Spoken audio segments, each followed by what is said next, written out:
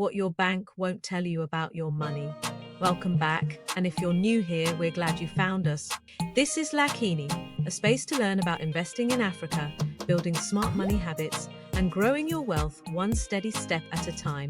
No hype, no noise, just clear, empowering guidance to help you move forward with confidence. Here's the truth, and it's a bit awkward. When it comes to money, most of us are just figuring it out as we go. And the numbers, they don't exactly paint a confident picture. Let's start with the global view. Only 33% of adults worldwide are considered financially literate. Yep, that means 2/3 of the world's adults are basically trying to navigate the financial system blindfolded. Now, you might think places like the United States are faring better, but not quite. In 2020, the US scored a not great but better 52% on financial literacy tests. Fast forward to 2024, that's dropped to 48%. Basically, the average American is getting just under half the questions right on a 28-question money quiz, and it's been stuck at that number since 2017. It's the financial equivalent of repeating the same year at school over and over. And the cost of all this in 2024, financial illiteracy cost Americans an average of $1,015 each. That's $243 billion nationwide. Poof, gone. Not on yachts or bucket list trips, just quietly leaking away due to poor money decisions. Now let's pop over to the UK, where the tea is strong, but financial knowledge, not so much. By the way, you'll notice this video comes with some beautiful footage from Cape Town, South Africa. We chose Cape Town because it offers exactly the kind of backdrop we wanted for this message: smart, polished and calm. You've got modern business districts, clean streets, mountains in the distance and the ocean close by. It gives you that perfect mix of growth and balance. Plus, South Africa's financial markets are some of the most established on the continent, so it visually hints at stability, without us having to spell it out. According to recent stats, around 44% of UK adults, that's more than 23 million people, are considered financially illiterate, and only 1 in 5 Brits could answer all 3 of the standard financial literacy benchmark questions correctly. So no, it's not just our cousins across the pond. Even more telling, nearly 70% of Brits said they wish they'd had better financial education at school. And honestly, same, because knowing how to calculate mitochondria energy is cool, but knowing how to budget, invest, and avoid sketchy fees, that's real adulting. So what's the takeaway? Financial literacy isn't just nice to have, it's essential.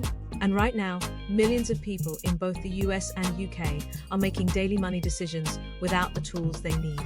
But here's the good news: if you're reading this, you're already ahead, because the first step to better money decisions, knowing what you don't know and deciding to change that. And that, my friend, is a very smart and very rare move. Oh, and for those of you who wanted to know what the 3 standard financial literacy questions actually are, here they are. The big 3 financial literacy questions. 1. Interest rate question, basic numeracy. Suppose you had £100 in a savings account and the interest rate was 2% per year. After 5 years, how much would you have in the account if you left the money to grow? More than £100, exactly £100, less than £100, 2. Inflation question. Understanding value erosion. Imagine that the interest rate on your savings account was 1% per year and inflation was 2% per year.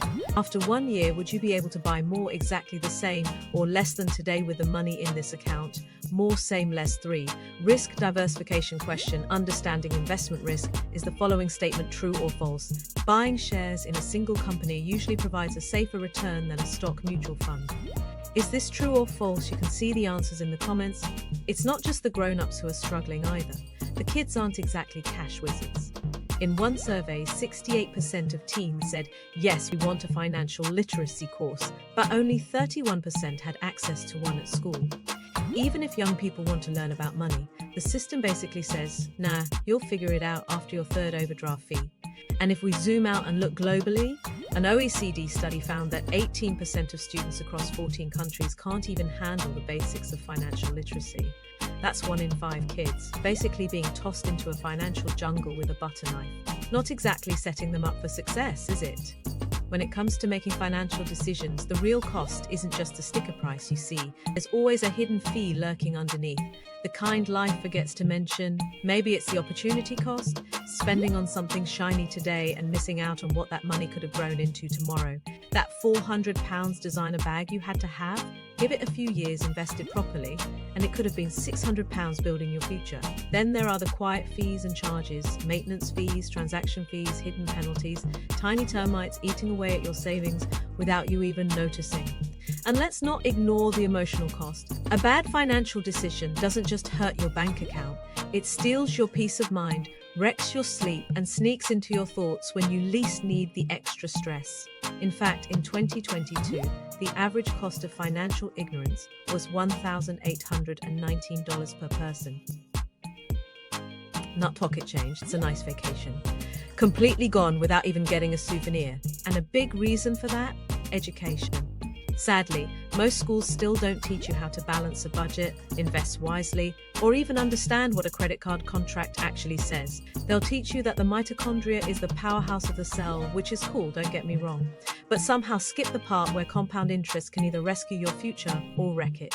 The good news is, the demand for financial literacy is growing. Students want it, adults need it. People are waking up to the fact that managing money shouldn't feel like some mystery reserved for finance people. It's time for the education system to catch up, or at the very least, stop letting people find out about APR the hard and expensive way.